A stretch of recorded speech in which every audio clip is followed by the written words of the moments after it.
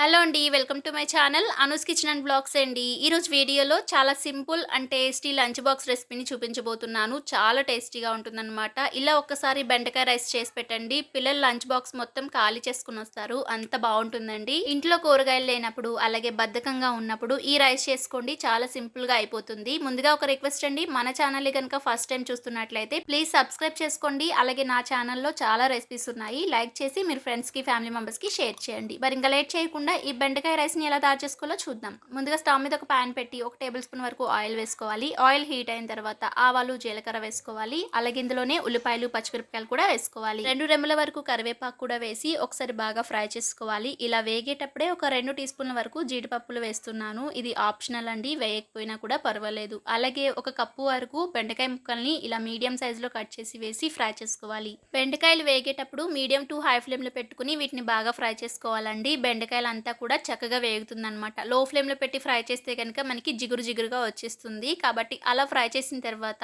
ఇందులోనికి కొద్దిగా పసుపుని, రుచికి సరిపడా ఉప్పు, కారాన్ని కూడా వేసేసి కొద్దిగా ధనియాల పొడి కూడా వేసి ఒక 2-3 నిమిషాల పాటు ఫ్రై చేసుకోవాలి. ఇలా 2-3 నిమిషాల పాటు వేగిన తర్వాత ఇందులోనికి ఉడికించుకున్న రైస్ని నేను ఇక్కడ ఒక 2 కప్పుల వరకు వేస్తున్నాను. మీరు కావాలంటే ఈ ప్లేస్లో బాస్మతి రైస్తో కూడా చేసుకోవచ్చు.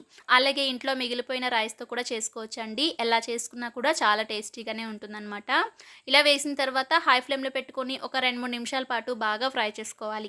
చూసారు కదా, చూస్తుంటేనే ఎంత యమ్మీగా ఉందో. అంతేనండి, మనకి బెండకాయ రైస్ అయితే రెడీ అయిపోయిందనమాట. చాలా చాలా టేస్టీగా ఉంటుంది. పిల్లలకి ఇలా పెడితే గనక శుభ్రంగా కడుపు నిండా తింటారు. పిల్లలకే కాదండి, పెద్దవాళ్ళకు కూడా చాలా బాగా నచ్చుతుంది. మీరు కూడా ఒకసారి ఈ రెసిపీని ట్రై చేయండి. ట్రై చేశాక మీకు ఎలా కుదిరిందో కామెంట్ సెక్షన్లో కామెంట్ చేయండి. నా వీడియో కనుక మీకు నచ్చినట్లయితే ప్లీజ్ లైక్ చేసి మీ ఫ్రెండ్స్కి, ఫ్యామిలీ మెంబర్స్కి షేర్ చేయండి. ఇలాంటి మరెన్నో సింపుల్, క్విక్, టేస్టీ రెసిపీస్ కోసం మన ఛానల్ని సబ్స్క్రైబ్ చేసుకోండి. Thank you.